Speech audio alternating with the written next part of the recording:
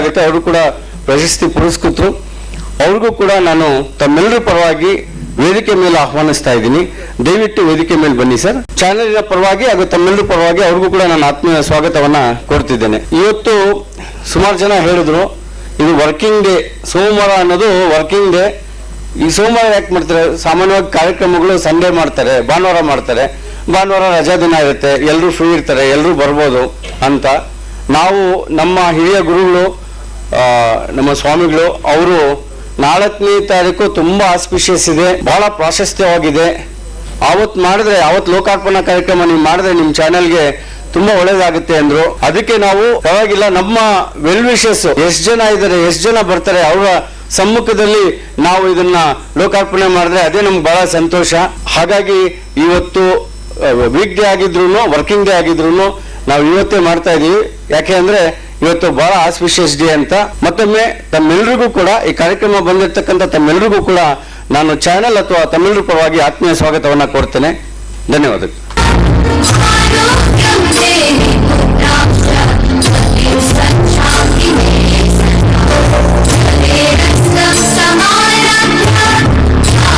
ಈ ಲೋಕಾರ್ಪಣಾ ಕಾರ್ಯಕ್ರಮದ ವೇದಿಕೆ ಮೇಲೆ ಉಪಸ್ಥಿತರಿರತಕ್ಕಂಥ ಎಲ್ಲ ಗಣ್ಯರಲ್ಲಿ, ಈ ಸಂಸ್ಥೆಯ ಇರ್ತಕ್ಕಂಥ ಎಲ್ಲ ಸಂಪಾದಕ ಮಂಡಳಿ ತಂಡದವರಲ್ಲಿ, ಇಲ್ಲಿ ನೆರೆದಿರುವಂತಹ ಎಲ್ಲ ಶರಣಾರ್ಥಿಗಳು ಸಲ್ಲಿಸಿ ಇವತ್ತು ಸುದ್ದಿ ಕಿರಣ ಟಿವಿ ಲೋಕಾರ್ಪಣೆ ಆಗ್ತಾ ಇದೆ ಸತ್ಯ. ಆದ್ರೆ ಇಲ್ಲಿ ನಾವು ಇತ್ತೀಚಿನ ಬೆಳವಣಿಗೆಯನ್ನು ನೋಡಿದಾಗ ಒಂದು 20 ವರ್ಷಗಳಿಂದ ಮಾಧ್ಯಮ ಅನ್ನೋದೇನಾಗ್ಬಿಟ್ಟಿದೆ ಅಂತ ಹೇಳಿದ್ರೆ ಉದ್ಯಮ ಆಗ್ಬಿಟ್ಟಿದೆ. ಮಾಧ್ಯಮದ ಜವಾಬ್ದಾರಿ ಏನು ಅನ್ನೋದಕ್ಕೆ, ಮಾಧ್ಯಮ ಎಷ್ಟು ಮಹತ್ವವಾಗಿದೆ ಅನ್ನೋದಕ್ಕೆ ನಮ್ಮ ಸಂವಿಧಾನದ 4ನೇ ಅಂಗ ಅಂತೇಳಿ ಹೇಳ್ತೀವಿ ಅಲ್ವಾ. ಮಾಧ್ಯಮ ಯಾವಾಗ ಪ್ರಸ್ತುತ ಆಗುತ್ತೆ, ಮಾಧ್ಯಮ ಯಾವಾಗ ಕಾರ್ಯರೂಪಕ್ಕೆ ಬರುತ್ತೆ ಅಂತ ಹೇಳಿದ್ರೆ ಯಾವಾಗ ನಮ್ಮ ಶಾಸಕಾಂಗ ಸೋಲುತ್ತೆ, ಶಾಸಕಾಂಗ ಭ್ರಷ್ಟ ಆಗಿ ನ್ಯಾಯಾಂಗವನ್ನು ಹಿಡಿತಕ್ಕೆ ತಗೊಳುತ್ತೆ, ಮತ್ತಷ್ಟು ಭ್ರಷ್ಟ ಆಗಿ ಕಾರ್ಯಾಂಗವನ್ನ ಅನಿವಾರ್ಯನೂ ಇದೆ. ಆದ್ರೆ ಈಗ ಇವಾಗೆಲ್ಲ ಕಾಂಪಿಟೇಷನ್ ಇದೆ ಮಾಧ್ಯಮದಲ್ಲಿ, ಮತ್ತೆ ದುಬಾರಿನೂ ಹೌದು. ಒಂದು ಸಂಸ್ಥೆಯನ್ನ ನಡೆಸುವಂಥದ್ದು, ಅದು ಸುದ್ದಿವಾಹಿನಿಯನ್ನ ನಡೆಸುವಂಥದ್ದು ದುಬಾರಿನೂ ಹೌದು.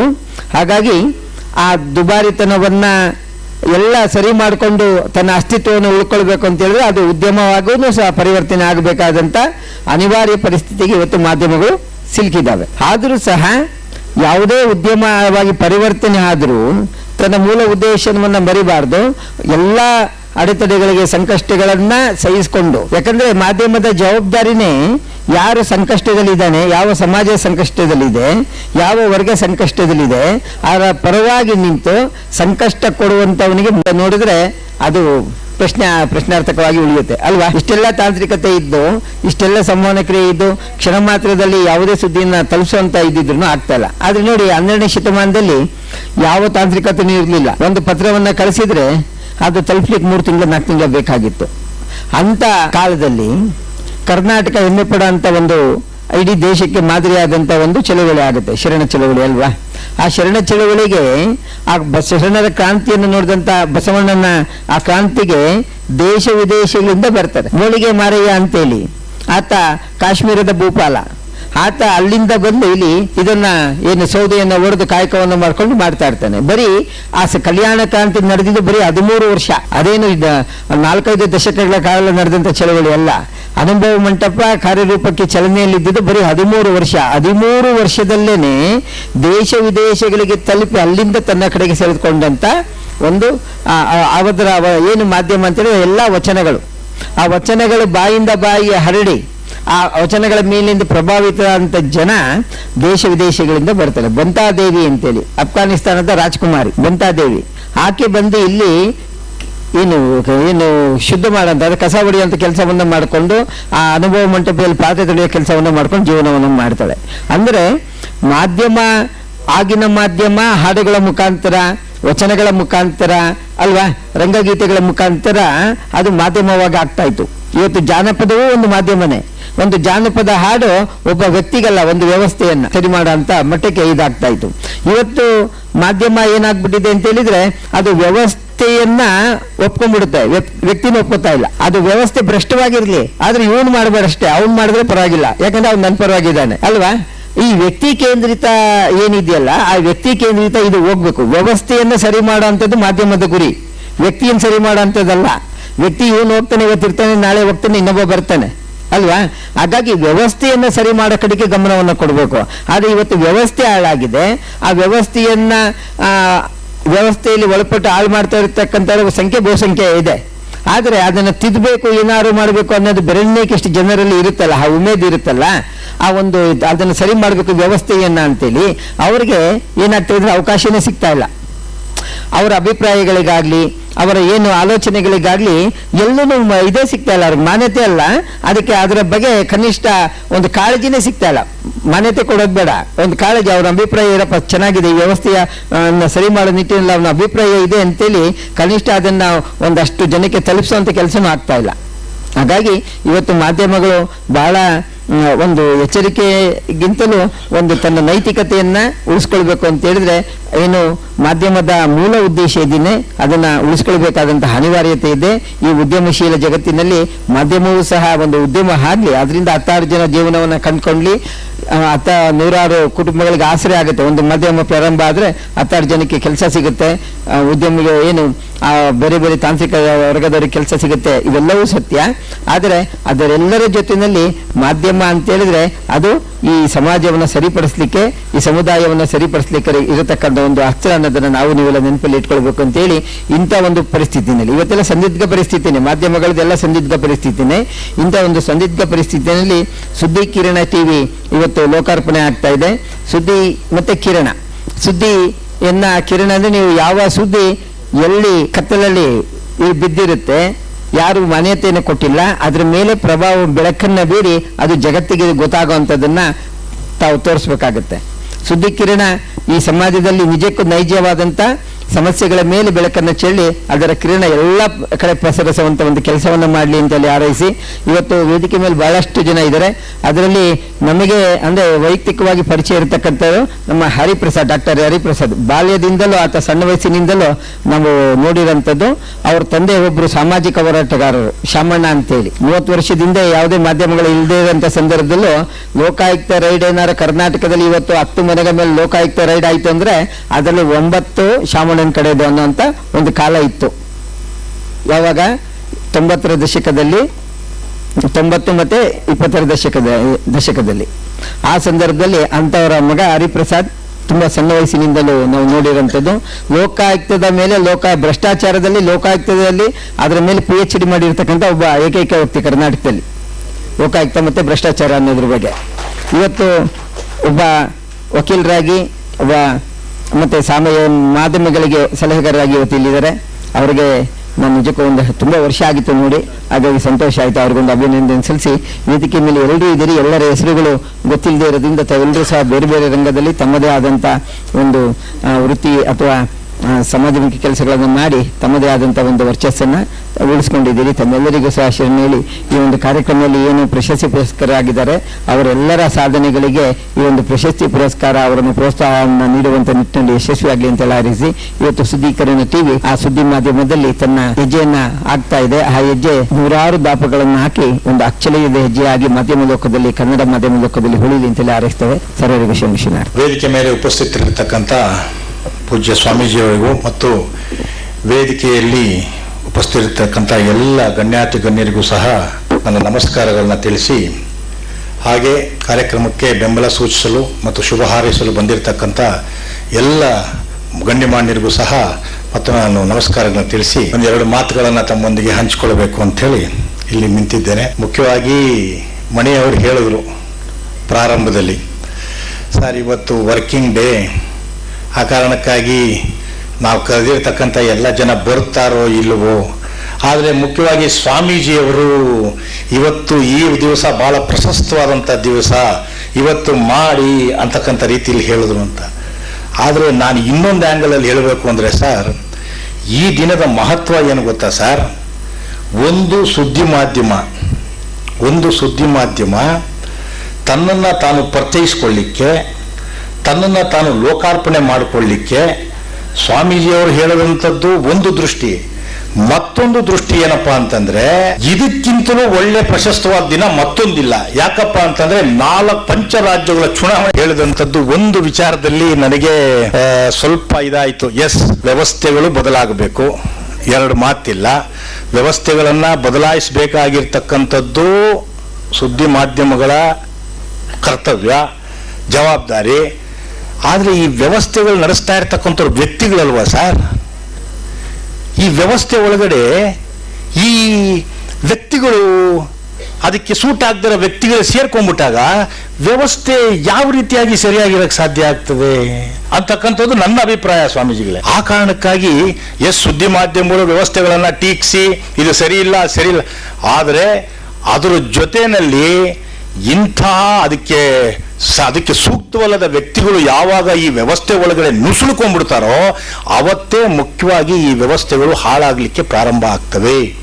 ಆ ಕಾರಣಕ್ಕಾಗಿ ಅಂಥ ವ್ಯಕ್ತಿಗಳನ್ನು ಗುರುತಿಸಿ ಅಂಥವರನ್ನು ಆರೋಗ್ಯಪೂರ್ಣವಾಗಿ ಟೀಕಿಸಿ ಅವರನ್ನು ಸಹ ಸರಿದಾರಿಗೆ ತರಬೇಕಾಗಿರ್ತಕ್ಕಂಥ ಮತ್ತೊಂದು ಜವಾಬ್ದಾರಿ ಸಹ ಈ ಸುದ್ದಿ ಮಾಧ್ಯಮದ ಮೇಲಿದೆ ಅಂತಕ್ಕಂಥದ್ದು ಒಂದು ವಿಚಾರ. ಎರಡನೇದಾಗಿ ಸುದ್ದಿ ಮಾಧ್ಯಮ ಸ್ವಾಮೀಜಿಗಳು ಹೇಳಿದಾಗೆ ವ್ಯಾವಹಾರಿಕ ಅದು ಇರಬೇಕು. ವ್ಯಾವಹಾರಿಕ ಇಲ್ಲದೆ ಇದ್ದರೆ ಯಾವ ಉದ್ಯಮಗಳು ಸಹ ನಡೆಯೋದಿಲ್ಲ. ವ್ಯಾವಹಾರಿಕವಾಗಿ ಇರಬೇಕು. ಆದರೆ ವ್ಯವಹಾರದ ಜೊತೆಯಲ್ಲಿ ಈ ಸುದ್ದಿ ಮಾಧ್ಯಮಕ್ಕೆ ಇರ್ತಕ್ಕಂಥ ಬಹಳ ದೊಡ್ಡ ಒಂದು ಜವಾಬ್ದಾರಿ ಏನು ಗೊತ್ತಾ ಸರ್? ಇವತ್ತು ಈ ಸುದ್ದಿ ಮಾಧ್ಯಮವನ್ನು ಪ್ರಾರಂಭ ಮಾಡ್ತಾ ಇದ್ದೀರಾ ಅಂತಂದ್ರೆ ನೀವು ಈ ಸಮಾಜದ ಜೊತೆಯಲ್ಲಿ ಒಂದು ದೊಡ್ಡ ಒಂದು ಅಗ್ರಿಮೆಂಟ್ ಅನ್ನ ಮಾಡ್ಕೋತಾ ಇದ್ದೀರಾ. ಒಂದು ಅಗ್ರಿಮೆಂಟ್ ಇದು. ಇವತ್ತು ಸುದ್ದಿ ಮಾಧ್ಯಮಗಳು, ನೂರಾರು ಸುದ್ದಿ ಮಾಧ್ಯಮಗಳು ಇವತ್ತು ಪ್ರಾರಂಭ ಆಗಿದೆ, ಹಲವಾರು ಸುದ್ದಿ ಮಾಧ್ಯಮಗಳು ನಡೀತಾ ಇವೆ, ಇನ್ನೊಂದಾಗಿದೆ ಮತ್ತೊಂದಾಗಿದೆ. ಆದರೆ ಸುದ್ದಿ ಮಾಧ್ಯಮಗಳನ್ನ ಪ್ರಾರಂಭ ಮಾಡ್ತಕ್ಕಂಥದ್ದು ಇದೆಯಲ್ಲ, ಅದು ಈ ಸಮಾಜದೊಂದಿಗೆ ನೀವು ಮಾಡ್ಕೊಳ್ತಕ್ಕಂಥ ಒಂದು ಒಡಂಬಡಿಕೆ. ಆ ಒಡಂಬಡಿಕೆ ಹೇಗಿರಬೇಕು ಅಂತಂದ್ರೆ ಒಂದು ಪ್ರತಿಜ್ಞೆ ರೀತಿಯಲ್ಲಿ ಇರಬೇಕು. ಆ ಪ್ರತಿಜ್ಞೆಯನ್ನ ಪಾಲಿಸ್ತಕ್ಕಂಥ ಕೆಲಸ ನೀವು ಈ ಸುದ್ದಿ ಮಾಧ್ಯಮವನ್ನು ಪ್ರಾರಂಭ ಮಾಡಿದ ದಿನದಿಂದನೂ ಸಹ ಅದನ್ನ ಕಡೆ ತನಕನೂ ಸಹ ಅದನ್ನ ತಡೆ ಹಿಡ್ಕೋಬೇಕು. ಅದು ಬಹಳ ಮುಖ್ಯ. ಒಂದು ಸುದ್ದಿ ಮಾಧ್ಯಮವನ್ನ ಈ ಸಮಾಜಕ್ಕೆ ನಾವು ಲೋಕಾರ್ಪಣೆ ಮಾಡ್ತಾ ಇದ್ದೀವಿ ಅಂತಂದ್ರೆ ಈ ಸಮಾಜ ಜೊತೆನಲ್ಲಿ ಗೊತ್ತಿಲ್ಲದೇನೆ ನೀವು ಅನ್ರಿಟರ್ನಬಲ್ ಅಗ್ರಿಮೆಂಟ್ ಇಲ್ಲ, ಈ ಸಮಾಜವನ್ನ ನಾನು ಸರಿಯಾದ ದೃಷ್ಟಿಯಲ್ಲಿ ತೆಗೆದುಕೊಂಡು ಹೋಗೋಕೆ ನನ್ನದು ಒಂದು ಪಾತ್ರವನ್ನ, ನನ್ನ ಒಂದು ಇದನ್ನ ನಾನು ಇಲ್ಲಿ ಕೊಡ್ತೇನೆ ಅಂತಕ್ಕಂಥ ಒಂದು ಅಗ್ರಿಮೆಂಟ್ಗೆ ಇವತ್ತು ಸಹಿ ಆಗ್ತಾ ಇದ್ದೀರಿ. ಮಲ್ಲಿಕಾರ್ಜುನ್ ರೆಡ್ಡಿ ಅವರೇ ಸಾಮಾನ್ಯ ಅಲ್ಲ. ಅದೇನು ಅಗ್ರಿಮೆಂಟ್ ಹಾಕೊಂಡಿದ್ದೀರಾ ಇಲ್ಲ ಗೊತ್ತಿಲ್ಲ, ಇವತ್ತು ಹಾಕೊಳ್ಳಿ. ಓಕೆ, ಆ ಕಾರಣಕ್ಕಾಗಿ ಸುದ್ದಿ ಮಾಧ್ಯಮಗಳು ಬೇಕು. ಸ್ವಾಮೀಜಿಗಳು ಹೇಳಿದಾಗೆ 4ನೇ ಸ್ತಂಭ ಕರೆಕ್ಟು. ಆದರೆ ಸುದ್ದಿ ಮಾಧ್ಯಮಗಳು ಇವತ್ತು ಹೆಂಗಾಗಿದೆ ಅಂದ್ರೆ ಒಂದು ವ್ಯಾವಹಾರಿಕವಾಗಿ ಆಗೋದಲ್ದಂಗೆ ಮತ್ತೊಂದು ಏನಂತಂದ್ರೆ ಎಲ್ಲರಿಗಿಂತ ಮುಂಚೆ ನಾನು ಕೊಟ್ಬಿಡ್ಬೇಕಂತಕ್ಕಂಥದ್ದು ಒಂದು ಧಾವಂತಕ್ಕೆ ಬಿದ್ದೋಗಿದ್ದಾರೆ. ಅವನಿಗೆ ಬರಕ್ಕೆ ಮುಂಚೆ ನಂದು ಬಂದ್ಬಿಡ್ಬೇಕು ಅಂತಕ್ಕಂಥದ್ದು ಅದು ಒಂದು ರೀತಿಯಲ್ಲಿ ಒಳ್ಳೆಯದೇ. ಮಾಧ್ಯಮ ಲೋಕಕ್ಕೆ ಅದು ಎಲ್ಲರಿಗಿಂತ ಮುಂಚೆ ನಾನು ಇರಬೇಕು ಅಂತಕ್ಕಂಥದ್ದು, ಆ ಕಾಂಪಿಟೇಷನ್ ಒಳ್ಳೆಯದೇ. ಆದರೆ ಸತ್ಯನೂ ಇರಬೇಕಲ್ಲ ಸರ್. ಎಲ್ಲರಿಗಿಂತ ಮುಂಚೆ ಕೊಟ್ಬಿಟ್ಟು ಅದು ಡಮ್ಮಿ ನ್ಯೂಸ್ ಆಗ್ಬಿಟ್ರೆ ಏನ್ ಗತಿ? ಆ ಕಾರಣಕ್ಕಾಗಿ ಎಷ್ಟು ಶೀಘ್ರವಾಗಿ ನೀವು ಕೊಡಬೇಕು ಅಂತಕ್ಕಂಥ ಮನಸ್ಸು ಮಾಡ್ತಿರೋ ಅಷ್ಟೇ ಸತ್ಯವನ್ನು ಸಹ ಅದರೊಳಗಡೆ ಅಡಕವಾಗಿರಬೇಕು ಅಂತಕ್ಕಂಥದ್ದು ಬಹಳ ಇಂಪಾರ್ಟೆಂಟು. ಆ ಕಾರಣಕ್ಕಾಗಿ ಈ ಮಾಧ್ಯಮಗಳು ಮಾತಾಡ್ತಾ ಇದ್ರೆ ಮಾತಾಡ್ತಾನೆ ಇರ್ಬೋದು. ನನಗೆ ಈ ವೇದಿಕೆಯಲ್ಲಿ ಮಾತನಾಡಲಿಕ್ಕೆ ಏನಾದರೂ ಯೋಗ್ಯತೆ ಇದೆ ಅಂತ ಅನ್ಕೊಳ್ಳೋದಾಯ್ತು ಅಂತಂದ್ರೆ ನಮ್ಮ ಪತ್ರಿಕಾ ಲೋಕದ ಒಬ್ಬ ಪತ್ರಕರ್ತರಿದ್ರು, ರವಿ ಬೆಳಗೆರೆ, ತಮಗೆಲ್ಲ ಗೊತ್ತಿದೆ. ರವಿ ಬೆಳಗೆರೆ ಜೊತೆ ನಮ್ಮ ಏರಿಯಾದಲ್ಲೇ ಫಸ್ಟ್ ಅವರು ರವಿ ಬೆಳಗೆರೆ ಅವರು ಆಫೀಸ್ ಸ್ಟಾರ್ಟ್ ಮಾಡಿದ್ದು. ಅವ್ರಿಗೆ ಆ ವಿದ್ಯಾಪೀಠ ಸರ್ಕಲ್ನಲ್ಲಿ ಒಂದು ಶೆಡ್ನಲ್ಲಿ ಇದನ್ನ ಓಪನ್ ಮಾಡಲಿಕ್ಕೆ ನಾನು ಸಹ ಅವ್ರಿಗೆ ಸಹಾಯ ಮಾಡಿದ್ದೆ. ಆಗ್ಲಿಂದನೂ ಸಹ ಆ ಮನುಷ್ಯ ನನಗೆ ಪರಿಚಯ. ಅದು ನನಗೇನು ಅವರು ಪತ್ರಿಕಾ ಇದರಲ್ಲಿ ಅಷ್ಟೊಂದು ಇಂಟ್ರೆಸ್ಟ್ ಇರಲಿಲ್ಲ. ಆದರೆ ಅವನು ನನಗೆ ಸ್ನೇಹಿತ ಅನ್ನೋ ಕಾರಣಕ್ಕಾಗಿ ಅವನ ಜೊತೆಯಲ್ಲಿ ಭಾಳ ದಿವಸ ನನಗೆ ಜೊತೆಯಲ್ಲಿ ಒಡನಾಟ ಇತ್ತು. ಆದರೆ ಆ ಮನುಷ್ಯಂದು ಏನೇ ಇರ್ಬೋದು, ಟೀಕೆಗಳಿರ್ಬೋದು, ಇಂದು ನ್ಯೂಸನ್ನ ಕಲೆಕ್ಟ್ ಮಾಡದ ಅಂತಂದ್ರೆ ಅದನ್ನ ಕಲೆಕ್ಟ್ ಮಾಡಿ ಅದನ್ನ ತೆಗೆದುಕೊಂಡು ಅಕ್ಷರ ರೂಪಕ್ಕೆ ಇಳಿಸೋ ತನಕನೂ ಅವನು ಪಡ್ತಾ ಇದ್ದಂಥ ಪರಿಶ್ರಮ ಇದೆಯಲ್ಲ, ಅದನ್ನ ನಾನು ಕಣ್ಣಾರೆ ನೋಡಿದ್ದೇನೆ. ನೈಟ್ ಪೂರ್ತಿ ನಿದ್ದೆ ಮಾಡ್ತಾ ಇರಲಿಲ್ಲ ಮನುಷ್ಯ. ಆ ಸಿಗರೆಟ್ನ ಸೇದಿ ಸೇದಿ ಸೇದಿ ಸೇದಿ ಸೇದಿ ಬಿಸಾಕು. ಅವನ ಆರೋಗ್ಯನೂ ಹಾಳಾಯ್ತು ಬಿಡಿ ಪಾಪ. ನನಗೆ ಆತ್ಮೀಯ ಸ್ನೇಹಿತನಿದ್ದ ಬಹಳ ದಿವಸ ಜೊತೆಲಿದ್ವಿ. ಆರೋಗ್ಯನೂ ಹಾಳು ಮಾಡ್ಕೊಂಡ ಮತ್ತಿದಿರಲಿ. ಆದರೆ ಅವನು ಆ ಒಂದು ನ್ಯೂಸನ್ನು ಅಕ್ಷರ ರೂಪಕ್ಕೆ ಇಳಿಸಿ ಆ ಗುರುವಾರವೋ ಶುಕ್ರವಾರವೋ ಏನೋ ಬರ್ತಾ ಇತ್ತದು, ಅಲ್ಲಿಗೆ ಆ ಪತ್ರಿಕೆಯನ್ನು ಚಂದಗೊಳಿಸಿ ಅದನ್ನು ಬಿಡುಗಡೆ ಮಾಡಬೇಕು ಅಂತಕ್ಕಂಥ ಆ ಧಾವಂತಲ್ಲಿ ಇದ್ದಂಥದ್ದನ್ನು ನಾನು ಕಣ್ಣಾರೆ ನೋಡಿದ್ದೀನಿ. ಅಂಥ ಒಂದು ಡಿಸಿಪ್ಲಿನು, ಅಂಥ ಒಂದು ಹಾರ್ಡ್ ವರ್ಕ್ ಆ ಮನುಷ್ಯನಲ್ಲಿತ್ತು. ಆ ಕಾರಣಕ್ಕಾಗಿ ಅವನ ಪತ್ರಿಕೆ ಭಾಳ ಎತ್ತರಕ್ಕೆ ಬೆಳೀತು. ಆಮೇಲೆ ಬೇರೆ ಬೇರೆ ಕಾರಣಕ್ಕೆ ಏನೇನೋ ಆಯಿತು. ಆದರೆ ನಾನು ಹೇಳೋದು ಏನಪ್ಪ ಅಂತಂದರೆ, ಒಂದು ಸುದ್ದಿ ಮಾಡೋದರಲ್ಲಿ ಇರ್ತಕ್ಕಂಥ ಆ ಒಂದು ಅದನ್ನು ಜನಗಳಿಗೆ ತಲುಪಿಸ್ಬೇಕು. ಆದರೆ ಜನಗಳಿಗೆ ಸರಿಯಾದ ರೀತಿಯಲ್ಲಿ ತಲುಪಿಸ್ಬೇಕು ಅಂತಕ್ಕಂಥ ಆ ಒಂದು ವಿಚಾರ ಇದೆಯಲ್ಲ, ಅದ್ರ ಬಗ್ಗೆ ಬಹಳ ಎಚ್ಚರ ವಹಿಸಬೇಕು. ಹೇಗೋ ಒಂದು ಸುದ್ದಿಯನ್ನು ತೆಗೆದುಕೊಂಡು ಜನಗಳ ಮುಂದೆ ಇಟ್ಟುಬಿಡ್ತೀನಿ ಅಂತ ಅಂದ್ಬಿಟ್ರೆ ಪತ್ರಿಕೆಗಳು ಆಗಲಿ ಅಥವಾ ಮಾಧ್ಯಮಗಳಾಗಲಿ ಯಶಸ್ವಿ ಆಗೋದಿಲ್ಲ ಸರ್. ಆದರೆ ಜನಗಳಿಗೆ ಈ ಸುದ್ದಿಯನ್ನು ನಾನು ಸತ್ಯವನ್ನು ಅನ್ವೇಷಣೆ ಮಾಡಿ ವಿಶ್ಲೇಷಣೆ ಮಾಡಿ ಇದನ್ನ ತೆಗೆದು ಎಲ್ಲವನ್ನೂ ಸಹ ಟ್ರಾನ್ಸ್ಪರೆಂಟ್ ಆಗಿ ತೆಗೆದುಕೊಂಡೋಗಿ ನಾನು ಜನಗಳ ಮುಂದೆ ಇಡ್ತೀನಿ ಅಂತಕ್ಕಂಥ ವಿಚಾರ ಇದೆಯಲ್ಲ, ಅದು ಬಹಳ ಮುಖ್ಯ. ಆವಾಗಲೇ ಒಂದು ಸುದ್ದಿ ಮಾಧ್ಯಮವಾಗಲಿ ಒಂದು ಪತ್ರಿಕಾ ಮಾಧ್ಯಮವಾಗಲಿ ಯಶಸ್ವಿ ಆಗಲಿಕ್ಕೆ ಕಾರಣ ಅಂತಕ್ಕಂಥದ್ದು ನನ್ನ ಅನುಭವ, ನಾನು ಅವನ ಜೊತೆಯಲ್ಲಿದ್ದಂಥ ಕಂಡುಕೊಂಡಂಥ ಅನುಭವ. ಆ ಕಾರಣಕ್ಕಾಗಿ ಇವತ್ತು ನಮ್ಮ ಸುದ್ದಿ ಕಿರಣ TV ಚಾನಲ್ ಇವತ್ತು ಸಮಾಜಕ್ಕೆ ಲೋಕಾರ್ಪಣೆ ಆಗ್ತಾ ಇದೆ. ಬಹಳ ಎತ್ತರಕ್ಕೆ ಬೆಳೀಲಿ. ಮತ್ತು ಮುಖ್ಯವಾಗಿ ಉದ್ಯಮವನ್ನು ಮಾಡಿ ಉದ್ಯಮವನ್ನು ಮಾಡ್ಕೊಂಡಿದ್ದಾರೆ ಸುಮಾರು ಜನ. ಆದರೆ ಉದ್ಯಮವೇ ಮುಖ್ಯವಾಗದೆ, ವ್ಯವಹಾರವೇ ಮುಖ್ಯವಾಗದೆ, ಇದು ಒಂದು ಸಮಾಜದಲ್ಲಿ ನೀವು ಮಾಡ್ಕೊಂಡಿರ್ತಕ್ಕಂಥ ಈ ಒಡಂಬಡಿಕೆಗೆ ನ್ಯಾಯವನ್ನು ಒದಗಿಸ್ತಾ ಸತ್ಯವಾದ ವಿಷಯಗಳನ್ನು ಸತ್ಯಾನ್ವೇಷಣೆಯನ್ನು ಮಾಡಿ ಸತ್ಯವಾದ ವಿಚಾರಗಳನ್ನು ಜನಗಳಿಗೆ ತಲುಪಿಸೋದ್ರ ಮುಖಾಂತರವಾಗಿ ಮತ್ತು ಎಷ್ಟು ಬೇಗವಾಗಿ ತಲುಪಿಸಬೇಕು ಅಂತಕ್ಕಂಥ ಧಾವಂತ ಇದೆಯೋ ಅಷ್ಟೇ ಧಾವಂತದಲ್ಲಿ ಜನಗಳಿಗೆ ಸತ್ಯವಾದ ವಿಚಾರಗಳನ್ನ ತಲುಪಿಸ್ತೀನಿ ಅಂತಕ್ಕಂಥ ಒಂದು ದೊಡ್ಡ ಕಮಿಟ್ಮೆಂಟ್ನೊಂದಿಗೆ ಇವತ್ತು ಸುದ್ದಿ ಮಾಧ್ಯಮನ ಲೋಕಾರ್ಪಣೆ ಮಾಡ್ತಾ ಇದ್ದೀರಿ. ನಿಮಗೆ ಇಲ್ಲಿ ನಡೆದಿರ್ತಕ್ಕಂಥ ಎಲ್ಲರ ಪರವಾಗಿ ಮತ್ತು ವೇದಿಕೆ ಮೇಲಿರ್ತಕ್ಕಂಥ ಎಲ್ಲ ಗಣ್ಯರ ಪರವಾಗಿ ಮತ್ತೊಮ್ಮೆ ನಾನು ಶುಭ ಹಾರೈಸಿ ನನ್ನ ಮಾತನ್ನು ಮುಗಿಸ್ತೇನೆ. ನಮಸ್ಕಾರ. ಓಂ ಗುರುಭ್ಯೋ ನಮಃ. ಮೊದಲನೇದಾಗಿ ನಮ್ಮ ಗುರುಗಳಿಗೆ ಹಾಗೂ ಗಣೇಶನಿಗೆ ಒಂದು ಪ್ರಾರ್ಥನೆ ಮಾಡ್ತಾ, ಈ ಒಂದು ಕಾರ್ಯಕ್ರಮದಲ್ಲಿ ನೆರೆದಿರುವಂಥ ನಮ್ಮ ಗುರು ಹಿರಿಯರು ಮತ್ತು ಮಹಾಗುರುಗಳೇನಿದೆ ಋಷಿಮುನಿಗಳು ಮಹಾಮುನಿಗಳು ಅವ್ರಿಗೂ ಕೂಡ ನಮ್ಮ ಧನ್ಯವಾದಗಳು. ಹಾಗೂ ನೆರೆದಿರುವಂಥ ಎಲ್ಲ ಒಂದು ದಿಗ್ಗಜರಿಗೂ ಕೂಡ ನನ್ನ ನಮಸ್ಕಾರಗಳು. ಹಾಗೂ ಇಲ್ಲಿ ಬಂದಿರುವಂಥ ಎಲ್ಲ ಒಂದು ಆತ್ಮೀಯರಿಗೂ ಕೂಡ ನನ್ನ ನಮಸ್ಕಾರಗಳು. ನೋಡಿ, ಮುಖ್ಯವಾಗಿ ಏನಂದರೆ ಇವತ್ತು ಮಾಧ್ಯಮದಲ್ಲಿ ಎಷ್ಟೋ ಮಾಧ್ಯಮಗಳು ಮುಚ್ಚೋಗಿದೆ ನಾನು ನೋಡಿದ್ರ ಪ್ರಕಾರ. ಅದು ಯಾಕೆ ಇವರು ಇಷ್ಟು ಚೆನ್ನಾಗಿ ಒಂದು ಬೆಳೆದು ಒಂದು ಚೆನ್ನಾಗಿ ಆಗ್ತಾ ಇದ್ದಾರೆ ಅಂದರೆ ಇವರಲ್ಲಿ ತಾಯಿ ಆಶೀರ್ವಾದ. ಇಲ್ಲ ಒಂದು ಕಡೆ ನೋಡಿ, ಸಾಮಾನ್ಯವಾಗಿ ನಮ್ಮ ಜನ್ಮ ಜಾತಕದಲ್ಲಿ ಎಲ್ಲ ರೀತಿಯಲ್ಲಿ ಮಾಧ್ಯಮದ ಬಗ್ಗೆ ಎಷ್ಟೋ ಹೇಳಿದ್ರು ಕೂಡ ನಮ್ಮ ಜನ್ಮ ಜಾತಕದಲ್ಲಿ ಪೂರ್ವ ಪುಣ್ಯ ಇರಬೇಕು. ಜೊತೆಗೆ ನಾವು ಮಾಡೋ ಸ್ವಯಂಕೃತ ಅಪರಾಧಗಳು ಅಥವಾ ಪುಣ್ಯಗಳೇನಿದೆ ಅದು ನಮ್ಗೆ ದೊರಕಬೇಕು. ಜೊತೆಗೆ ನಮ್ಮ ಜಾತಕದಲ್ಲೂ ಕೂಡ ಒಂದು ಆ ಒಂದು ಅನುಕೂಲ ರಾಜ್ಯೋಗ ಇದ್ರೇ ಕೂಡ ನಾವು ಬದುಕಾಗುತ್ತೆ. ನೋಡಿ, ಗುರು ಮತ್ತು ಶನಿ ಚೆನ್ನಾಗಿರ್ಬೇಕು. ಅದರಂತೆ ಪಾಪ ಇವರು ಕೂಡ ನಾವು ಆತ್ಮೀಯರಿಗೆ ಸುಮಾರು 15 ವರ್ಷದಿಂದ ನಾನು ಅವ್ರ ಜೊತೆಲಿ ಇದ್ದೀನಿ. ತುಂಬ ಒಂದು ಹೆಲ್ಪಿಂಗ್ ನೇಚರ್ ಇರುವಂಥವ್ರು. ಪ್ರತಿ ಸರಿ ಅವ್ರನ್ನ ನಾನು ಭೇಟಿ ಆದಾಗ ಕೂಡ ಅವ್ರ ಜೊತೆ 10 ಜನ ಇದ್ದೇ ಇರ್ತಾರೆ ಯಾವಾಗೂ. ಯಾಕಂದ್ರೆ ಅವರಲ್ಲಿ ಇರುವೊಂದು ಆತ್ಮೀಯತೆಯ ಒಂದು ಸಹಾಯಕ ಮನೋಭಾವನೆ ಇರ್ಬೋದು. ನಮಗೂ ಕೂಡ ಕೆಲವೊಂದು ಸರಿ ತುಂಬಾ ಆತ್ಮೀಯರಾಗಿ ಮಾತಾಡ್ತಾರೆ, ಗುರುಜಿ ಬನ್ನಿ ನಮ್ಮ ಕಾರ್ಯಕ್ರಮ ನಮ್ಮ ಚಾನಲ್ ಕೊಡಿ ಹೇಳಿದ್ದಾರೆ. ಅವ್ರದ್ದು ಚಾನಲ್ ನಡೆಸಬೇಕಂದ್ರೆ ಎಷ್ಟು ವಿರೋಧ ಕಟ್ಕೊಂಡು ಮಾಡ್ಬೇಕಂದ್ರೆ ಅದು ಪ್ರತಿಯೊಬ್ಬರಿಗೂ ಗೊತ್ತಿರೋಂಥದ್ದು. ಸೊ ನಾನು ಹೇಳೋ ತಾಯಿ ಆಶೀರ್ವಾದ ಅವ್ರ ಮೇಲೆ ಇಲ್ಲಿ ಸದಾ ಅವರಲ್ಲಿ ಒಂದು ಗುರುಗಳು ನೋಡಿ, ಸಾಮಾನ್ಯವಾಗಿ ಯಾರಿಗೆ ಆಧ್ಯಾತ್ಮಿಕ ಶಕ್ತಿ ಅದು ದೈವ ಶಕ್ತಿ ಇದೆ ಅಂದ್ರೆ ಅವ್ರಿಗೆ ಚೆನ್ನಾಗ್ತಾರೆ. ದೈವ ಶಕ್ತಿ ಯಾವಾಗ ಬರುತ್ತೆ? ಒಂದು ಗುರುವಿನ ಆಶೀರ್ವಾದ, ಮನೆ ದೇವರ ಆಶೀರ್ವಾದ ಇದ್ದಾಗ ಅವರಲ್ಲಿ ಆ ಒಂದು ಶಕ್ತಿ ಬರುತ್ತೆ. ಆದ್ರಿಂದ ತಾಯಿ ಜಗನ್ಮಾತೆ ಮಲ್ಲಿಕಾರ್ಜುನ ಸರ್ ಅವ್ರಿಗೆ ಒಂದು ಹೆಚ್ಚಿನ ಶಕ್ತಿ ಕೊಡಲಿ. ಅದೇ ರೀತಿ ನೋಡಿ, ಸುದ್ದಿ ಕಿರಣ ಅನ್ನೋ ರೀತಿಯಲ್ಲಿ ಎಲ್ಲವರಿಗೂ ಒಂದು ಒಳ್ಳೆ ಶುಭ ಕಿರಣ ಎಲ್ಲರಿಗೂ ಅವರಿಂದ ತಲುಪಲಿ. ಸಮಾಜಕ್ಕೆ ಒಂದು ಒಳ್ಳೆ ಸೇವೆ, ನೊಂದಿರುವಂಥವ್ರಿಗೆ ಒಂದು ಒಳ್ಳೆ ಒಂದು ಪರಿಹಾರ ಸಿಗಲಿ ಅಂತೇಳಿ ನಾನು ದೇವರ ಪ್ರಾರ್ಥನೆ ಮಾಡ್ತೀನಿ.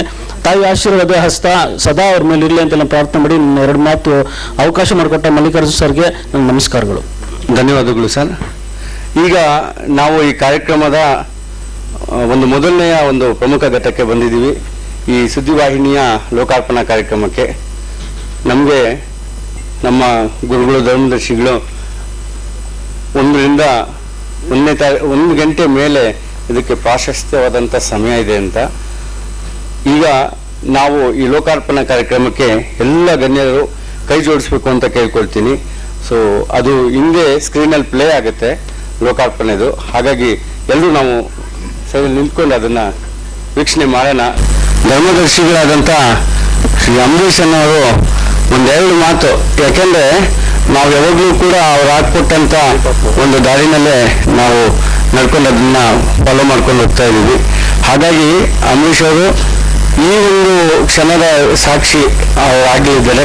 ಅವರು ಈ ಒಂದು ಲೋಕಾರ್ಪಣಾ ಕಾರ್ಯಕ್ರಮದ ಮುಂಚೆ ಒಂದೆರಡು ಮಾತು ಮಾತಾಡ್ಬೇಕಂತ ಅವರಲ್ಲಿ ಕೇಳ್ಕೊಳ್ತೀನಿ.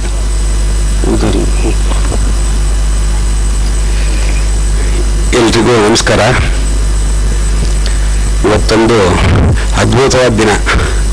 ಸೊ ಈ ದಿನ ಏನು ನಡೀತಿದೆ, ಒಂದು ವಿಶೇಷವಾದ ದಿನ.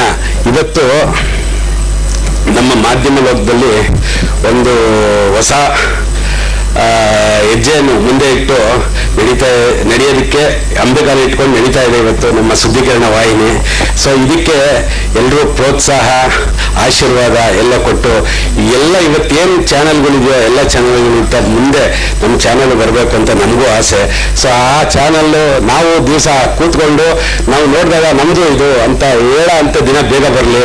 ಸೊ ಇದು ಎಲ್ಲ ಟಿವಿ ಎಲ್ಲ ಮನೆಯಲ್ಲೂ ಬರಲಿ ಅಂತ ಹೇಳ್ಬಿಟ್ಟು ದೇವರಲ್ಲಿ ಕೇಳ್ಕೊಳ್ತಾ, ದೇವರು ಇವರಿಗೆ ಆಯುಸ್ಸು ಆರೋಗ್ಯ ಐಶ್ವರ್ಯ ಕೊಟ್ಟು ಕಾಪಾಡಲಿ ಅಂತ ನಾನು ಎರಡು ಮಾತು ಮುಗಿಸ್ತಾ ಇದ್ದೀನಿ. ಒಬ್ಬರು ಹಿರಿಯರು, ನಮ್ಮ ತಾಯಿ ಸಮಾನದಲ್ಲಿರ್ತಕ್ಕಂಥ ಹಿರಿಯರು ಜಯಲಕ್ಷ್ಮಿ ವೆಂಕಟೇಗೌಡ ಅವರು ಒಂದು 2 ಆಶೀರ್ವಚನ. ಅವರು ಹಿರಿಯರು, 82 ವಯಸ್ಸು ಅವ್ರದ್ದು. ಆದರೂ ಎಷ್ಟು ಪಾದರಸವಾಗಿ, ಎಷ್ಟು ಸಕ್ರಿಯವಾಗಿ ಅವರು ಇದ್ದಾರೆ ಅಂದರೆ ಇವತ್ತು ಕೂಡ ಅವರು ಅಷ್ಟೇ ಸಕ್ರಿಯವಾಗಿ ಸಮಾಜ ಓಡಾಡ್ತಾರೆ. ಅವರು ಎಲ್ಲರಿಗೂ ಒಳ್ಳೇದು ಮಾಡಬೇಕು ಅಂತ ಸುಮ್ಮನೆ ಕೂರೋದೇ ಇಲ್ಲ ಮನೆಯಲ್ಲಿ. ಅವ್ರ ಮನೆಯಲ್ಲಿ ನಾನು ಮಾತಾಡ್ಸ್ಕೊಂಡು ಬಂದಾಗ ಸುಮಾರು ವಿಚಾರಗಳು ನಾನು ತಿಳ್ಕೊಂಡೆ. ಅವರು ಶ್ರೀ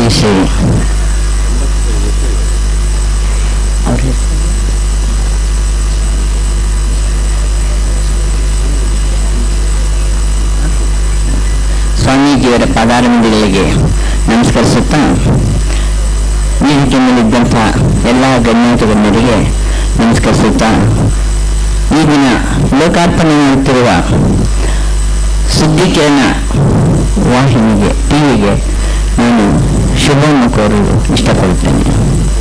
ಸ್ವಾಮೀಜಿಗಳು ಹೇಳಿದಂತೆ ಮತ್ತು ಇನ್ನೊಬ್ಬ ಸಹೋದರರು ಹೇಳಿದಂತೆ ಯಾವುದೇ ಸುದ್ದಿ ಮಾಧ್ಯಮಗಳಾಗಲಿ ಪ್ರಾಮಾಣಿಕವಾಗಿ ನಿಷ್ಪಕ್ಷಪಾತವಾಗಿ ಕೆಲಸ ಮಾಡಬೇಕು ಅಂತ ನಾನು ಇಷ್ಟಪಡ್ತೇನೆ. ಯಾಕೆಂದರೆ ಪ್ರತಿಯೊಂದು ಸಣ್ಣ ಮಗುವಿಂದ ದೊಡ್ಡವರ ತನಕನೂ ನಾವು ಏನು ಟಿ ವಿಗಳಲ್ಲಿ ನೋಡ್ತೀವಿ, ಪತ್ರಿಕೆಯಲ್ಲಿ ಓದ್ತೀವಿ, ಅದನ್ನು ನಾವು ಖಂಡಿತ ನಾವು ನಂಬ್ತೀವಿ, ಮಕ್ಕಳು ನಂಬ್ತಾರೆ. ಅದಂತ ಫಾಲೋ ಅಪ್ ಮಾಡೋಕ್ಕೂ ಅವರು ನಿಜ ಅಂತ ತಿಳ್ಕೊಳ್ತಾರೆ. ಅದರಲ್ಲಿ ಇತ್ತೀಚೆಗೆ ಮಾಧ್ಯಮಗಳು ಸಣ್ಣ ಮಕ್ಕಳಿಂದ ನನ್ನ ವಯಸ್ಸಿನವರಿಗೂ ಅದು ಬಹಳ ಒಂದು ಪ್ರಚೋದನೆ ಮತ್ತು ಪ್ರಯೋಗಶೀಲವಾಗಿರುತ್ತೆ. ಹಾಗಾಗಿ ಒಳ್ಳೆಯ ಸುದ್ದಿಗಳನ್ನು, ಒಳ್ಳೆಯ ಮನೋರಂಜನಾ ಕಾರ್ಯಕ್ರಮಗಳನ್ನು, ಒಳ್ಳೊಳ್ಳೆ ಕಾರ್ಯಕ್ರಮಗಳನ್ನು ರೂಪಿಸಿ ಮುಂದೆ ಬರುವ ಜನಾಂಗಕ್ಕಾಗಲಿ ಈ ಗಿರೋರಿಗಾಗಲಿ ಮಾರ್ಗದರ್ಶನವನ್ನು ಕೊಡಬೇಕು ಅಂತ ನಾನು ಕೇಳ್ಕೊಳ್ತೀನಿ. ಸ್ವಾಮೀಜಿಯವರು ಸಾಕಷ್ಟು ಹೇಳಿದ್ದಾರೆ ಮಾಧ್ಯಮ ಯಾವ ಥರ ನಡೆಸ್ಕೊಂಡು ಹೋಗ್ಬೇಕು ಅಂತ ಅಂದ್ಬಿಟ್ಟು. ಅದರಂತೆ ನಮ್ಮ ಸುದ್ದಿಕಿರಣ ವಾಹಿನಿ ಟಿವಿಯು ಈ ಎಚ್ಚರಿಕೆ ಬೆಳೆದು ಚೆನ್ನಾಗಿ ಎಲ್ಲ ಪತ್ರದಂತೆ ಹೆಚ್ಚಾಗಿ ಅದು ಹೆಸರು ಮಾಡಲಿ ಅಂತ ನಾನು ಬಯಸ್ತೀನಿ. ಹಾಗೆ ನಮಗೆಲ್ಲರಿಗೂ ಇಲ್ಲಿ ಕರೆದು ನಾವು ಹಳ್ಳಿಯಿಂದ ಬಂದು ಇಲ್ಲಿ ನಮಗೆ ಗೌರವ ತೋರಿ ಪ್ರಶಸ್ತಿಗಳನ್ನು ಕೊಡ್ತಾ ಇದ್ದಕ್ಕೆ ನಿಜಕ್ಕೂ ಶ್ಲಾಘನೆ ಇರೋದಿದೆ. ಯಾವುದೇ ಫೀಲ್ಡಲ್ಲಿರಲಿ, ಯಾವುದೇ ಒಂದು ಕ್ಷೇತ್ರದಲ್ಲಿ ಅವ್ರನ್ನ ಗೌರವಿಸಿ ಅವರಿಗೆ ಪ್ರಶಸ್ತಿಗಳನ್ನು ಕೊಟ್ಟು ಅವ್ರಿನ್ನೂ ಮುಂದೆ ಒಳ್ಳೊಳ್ಳೆ ಕಾರ್ಯಕ್ರಮ ಮಾಡೋದಕ್ಕೆ ಪ್ರೋತ್ಸಾಹ ಕೊಡಬೇಕು ಈ ಸುದ್ದಿಯನ್ನು ನಾನು ಬಯಸ್ತೀನಿ. ಮತ್ತೊಂದು ಸಮಯ ಅವರಿಗೆ ಒಳ್ಳೆಯದಾಗಲಿ ಅಂತ ನಾನು ಬಯಸ್ತೀನಿ. ಧನ್ಯವಾದಗಳು. ಈಗ ನಮ್ಮ ಲೋಕಾರ್ಪಣಾ ಕಾರ್ಯಕ್ರಮವನ್ನು ನಮ್ಮ ದಾರಿ ಆಂಜನೇಯ ಸ್ವಾಮಿಯ ಧರ್ಮದರ್ಶಿಗಳಾದಂಥ ಡಾಕ್ಟರ್ ಜಿ ಅಂಬರೀಶ್ ಅವರು ನೆರವೇರಿಸಿಕೊಡ್ಬೇಕು ಅಂತ ಅವರಲ್ಲಿ ಕೇಳ್ಕೊಳ್ತಾರೆ. ರಾಜಕೀಯ